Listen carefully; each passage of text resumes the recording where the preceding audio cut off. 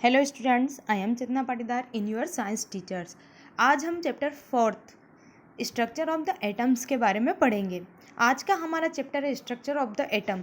Structure को समझने से पहले हम एटम्स के बारे में समझेंगे। जैसा कि आप सभी जानते हैं कि हमारा जो चैप्टर 3 था उसमें हमने एटम्स के बारे में पढ़ा कि एटम्स क्या होते हैं। यहाँ पर जो चैप्टर 3 था उसमें हमने क्या करा, एटम्स एंड मॉलिक्यूल्स के बारे में पढ़ा। ये एटम्स एंड मॉलिक्यूल्स। अब हम देखते हैं कि एटम्स क्या होते हैं। जो एटम्स होते हैं वह एलिमेंट्स का सबसे स्मॉल पार्टिकल्स होता है। क्या होते हैं, जो एटम होते हैं वह एलिमेंट का सबसे छोटा पार्टिकल होता है। और जो एटम्स का साइज होता है उसको हम एनएम यूनिट के द्वारा मेजर करते हैं। एक हाइड्रोजन सबसे हमारा स्मॉलेस्ट पार्टिकल होता है। सारे जो एटम होते हैं उसमें जो हाइड्रोजन होता है वह सबसे स्मॉल पार्टिकल्स होता है। अब हम देखते हैं the structure of an atoms. हमारा जो स्ट्रक्चर होता है एटम्स का वो कैसा होता है। अब क्या करते हैं, हम स्ट्रक्चर ऑफ एटम को समझने के लिए हमको क्या करना पड़ेगा, थॉमसन मॉडल को समझना पड़ेगा। अब ये थॉमसन मॉडल क्या होता है, Thomson model of an atoms, इसको हम बोलते हैं plum pudding models. Thomson proposed the model of an atom to similar than Christmas pudding the electrons in a sphere of a positive charge. Christmas pudding we can also think of watermelon on positive charge in the atom spread all over like the red part of the watermelon. क्या करते हैं, हम इस diagram के द्वारा इसको समझते हैं। हमारा जो यह डायग्राम है इसमें क्या करते हैं, थॉमसन के अकॉर्डिंग डायग्राम में चारों ओर पॉजिटिव स्फीयर होता है। देखो यहाँ पर पॉजिटिव स्फीयर लिखा हुआ है, मतलब इसके चारों ओर क्या है, पॉजिटिव स्फीयर। और कहीं कहीं पर बीच में नेगेटिव स्फीयर भी प्रेजेंट है। जैसा कि वाटरमेलन में सीड्स होते हैं, हमारा जो तरबूज होता है वाटरमेलन होता है उसमें कैसे सीड्स अलग अलग दिए होते हैं और बीच में रेड पार्टिकल्स होता है। उसी के प्रकार ये जो थॉमसन मॉडल होता है इसमें positive and negative charge distribute होते हैं। कुछ ऐसी बातें भी है जो मॉडल ने यह क्लियर नहीं कर पाया। पॉजिटिव एंड नेगेटिव चार्ज का डिस्ट्रीब्यूशन होने के बाद भी ऐसी बातें हैं जो यह क्लियर नहीं कर पाया। इस कारण क्या होता है, जो थॉमसन मॉडल होता है वो फेल हो जाता है। थॉमसन मॉडल ने फेल किस कारण हुआ, अब ये देखते हैं कि इसने क्या करा, जो थॉमसन होता है इसने पॉजिटिव एंड नेगेटिव चार्ज का जो डिस्ट्रीब्यूशन है वो ठीक प्रकार से नहीं कर पाया। इसका जो अरेंजमेंट होता है वह ठीक प्रकार से नहीं है, इस कारण थॉमसन मॉडल फेल हो गया। अब हम देखते हैं कि थॉमसन जे थॉमसन, ये जे थॉमसन कौन है, 1856 से 1940 के बीच इन्होंने काम किया तथा इनका जो बॉर्न होता है वह मैनचेस्टर ऑन 18 दिसंबर 1856 में। इनका जो बॉर्न है वो कब का है, 18 दिसंबर 1846। अब हम आगे देखते हैं बोहर्स थ्योरी। थॉमसन मॉडल के बाद हम देखते हैं रदरफोर्ड्स मॉडल। रदरफोर्ड्स मॉडल में क्या होता है, जो प्रोटॉन होते हैं उसमें पॉजिटिव चार्ज होता है, इलेक्ट्रॉन में नेगेटिव चार्ज होता है और जो न्यूट्रॉन होता है हमारा उसमें क्या होता है, कोई भी चार्ज नहीं होता है। अब हम देखते हैं Bohr's theory. Niels Bohr was born in 7 October 1885। हमारे जो नील्स बोहर थे उनका जन्म कब का है, 7 अक्टूबर 1885 का। इन्होंने क्या करा, फिजिक्स से अपना प्रोफेसर कोर्स कंप्लीट किया 1916 में एंड नोबेल प्राइज प्राप्त किया। इन्होंने क्या किया, अब देखते हैं नील्स बोहर के बारे में। नील्स बोहर ने क्या किया, नील्स बोहर ने मेनली वर्क रदरफोर्ड के ड्रॉबैक को दूर करने के लिए किया। रदरफोर्ड्स का जो ड्रॉबैक था उसको दूर करने के लिए नील्स बोहर ने अपना वर्क किया। अब according to Niels Bohr, only certain species special orbital known as discrete orbital of electrons are allowed inside the atoms while revolving the distance orbital electrons do not radiate energy. The orbital or cell are called energy levels. Energy levels in atom are so as M, K, L, S आदि। क्या किया इन्होंने, atoms में जितने भी proton होते हैं उतने ही उसमें इलेक्ट्रॉन होंगे, मतलब इक्वल अमाउंट में रहते हैं प्रोटॉन और न्यूट्रॉन। अब इसमें जितने भी प्रोटॉन है उसके इक्वल में क्या होते हैं, उतने ही इलेक्ट्रॉन होते हैं। एटम्स के सेंटर में न्यूक्लियस प्रेजेंट रहता है। देखो ये यहाँ पर दे रखा है कि ये बोहर्स मॉडल में जो एटम होता है उसके सेंटर में क्या है, न्यूक्लियस प्रेजेंट होता है। न्यूक्लियस के अंदर प्रोटॉन तथा न्यूट्रॉन प्रेजेंट रहता है, जिसमें क्या होता है, जो प्रोटॉन होता है उस पर पॉजिटिव चार्ज रहता है और जो न्यूट्रॉन होता है उस पर नेगेटिव चार्ज रहता है। न्यूक्लियस के आसपास बहुत से सेल्स प्रेजेंट होते हैं। अब यहाँ पर देखो ये सेल्स है KLMN KL, ये सब क्या है, हमारे सेल्स होते हैं। इनको हम एनर्जी लेवल भी कहते हैं। तथा सभी सेल्स में क्या होता है, जो एनर्जी होती है वह फिक्स्ड अमाउंट में रहती है। ये जितने भी K है, L है, M है, ये सब क्या है, इसमें एनर्जी रहती है वो एक जैसे अमाउंट में रहती है। ये था हमारा नील्स बोहर मॉडल। अब हम पढ़ते हैं न्यूट्रॉन्स के बारे में कि न्यूट्रॉन्स क्या होते हैं। Neutrons 1932 J. Chadwick discovered another substance, atomic particles which had no charge and a mass nearly equal to that of a proton. It was eventually named as neutrons. Neutrons are present in nucleus of all atoms except hydrogen. In general, its neutrons is represented N. Neutrons को क्या किया, 1932 में जे Chadwick नामक के जो वैज्ञानिक या scientist थे उनने डिस्कवर किया। जे चैडविक ने डिस्कवर किया। अब क्या होता है न्यूट्रॉन्स पर, अब इन्होंने क्या बताया कि जो न्यूट्रॉन होता है उस पर कोई भी चार्ज नहीं होता है, परंतु इसका जो मास प्रोटॉन होता है वो, इसका जो मास होता है ना वो प्रोटॉन के इक्वल होता है। न्यूट्रॉन्स न्यूक्लियस में प्रेजेंट रहते हैं। हमारे जो न्यूट्रॉन्स होते हैं वो क्या होते हैं, न्यूक्लियस में प्रेजेंट रहता है। और इसको हम क्या करते हैं, N, न्यूट्रॉन्स को रिप्रेजेंट करते हैं हम N के द्वारा। आया इतना समझ में कि न्यूट्रॉन्स क्या होता है, इस पर कोई भी चार्ज नहीं होता है, लेकिन इसका जो मास होता है वो प्रोटॉन के इक्वल होता है। मतलब जो प्रोटॉन का मास रहेगा उतना ही न्यूट्रॉन का मास होगा। अब इसका मास किसके इक्वल हो गया, इसमें proton is equal to neutron, इन दोनों का जो मास होता है वह सेम होता है। अब हम देखते हैं आगे, how are you electron distributed different orbitals.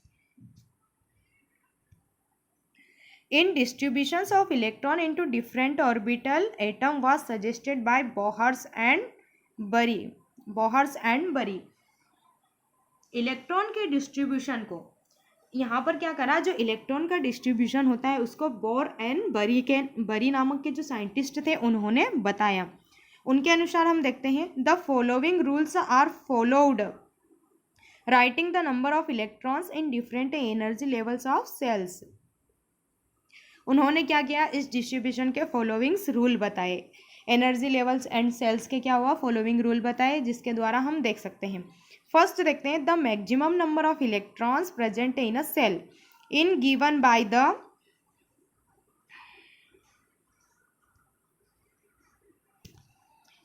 by the formula 2n² where n is the orbital number of energy level, index 1 to 3।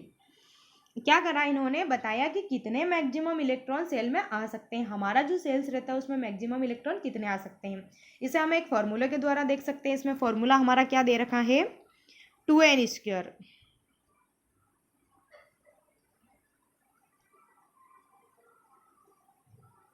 क्या है इसमें फॉर्मूला हमारा, 2n²। 2n²। अब हम देखते हैं कि 2n² में n क्या होता है, ऑर्बिटल नंबर, एनर्जी लेवल का ऑर्बिटल नंबर होता है 2n²।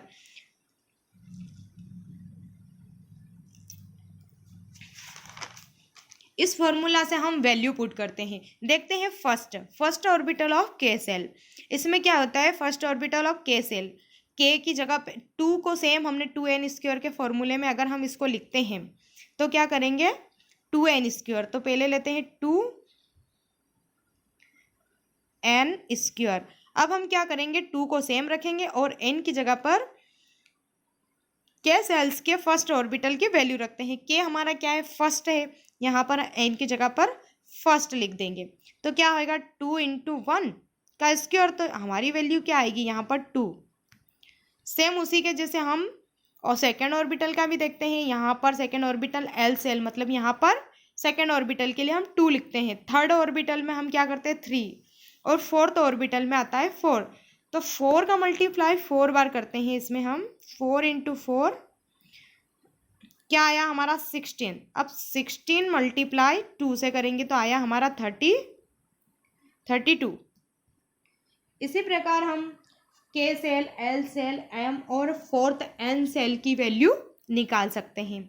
The maximum number of electrons that can not accommodated in the outermost orbital in 8। क्या होता है कि जो आउटर मोस्ट इलेक्ट्रॉन में सिर्फ हम 8 इलेक्ट्रॉन होते हैं, आउटर मोस्ट ऑर्बिटल में क्या होता है 8 इलेक्ट्रॉन होते हैं, इससे ज़्यादा इलेक्ट्रॉन नहीं होते।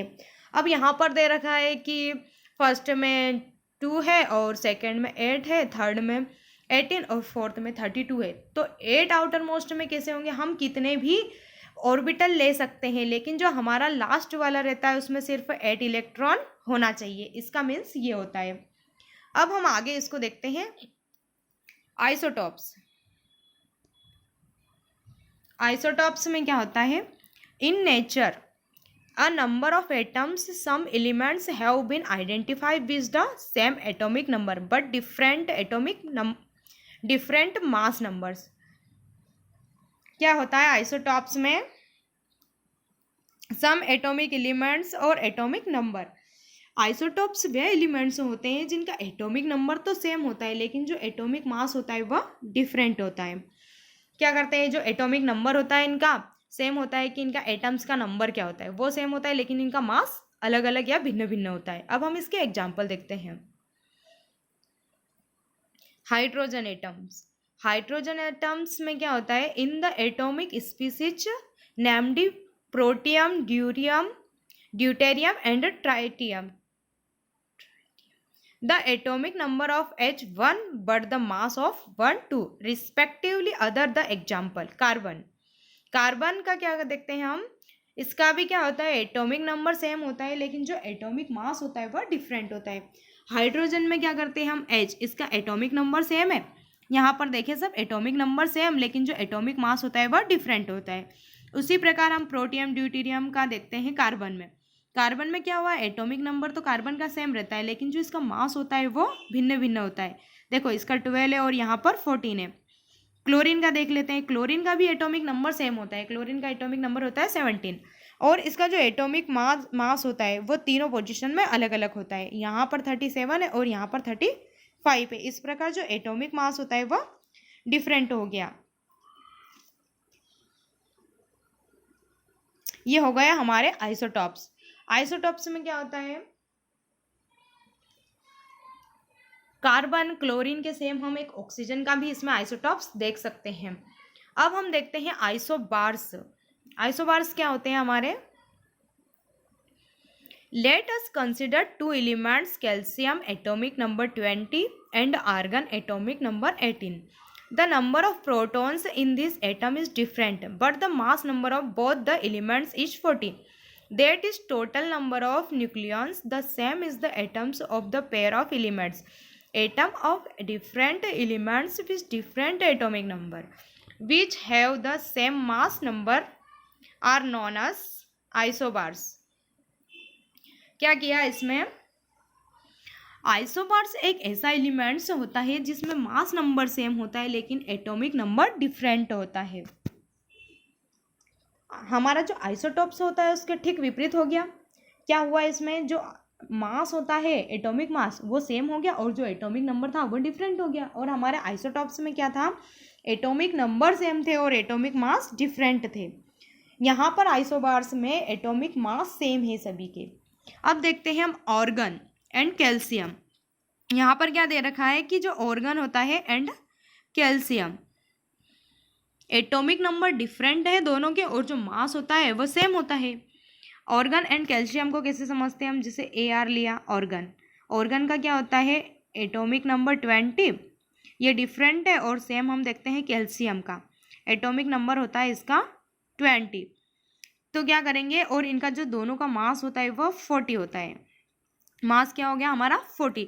तो आर्गन एंड कैल्शियम में क्या हुआ, एटॉमिक नंबर 18 और 20 है, मतलब एटॉमिक नंबर डिफरेंट है और जो एटॉमिक मास होता है इसका दोनों का 40 है, तो ये क्या हुआ हमारा सेम हुआ। इसी प्रकार हम आइसोबार्स को समझ सकते हैं।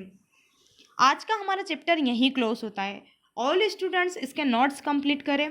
Thank you so much.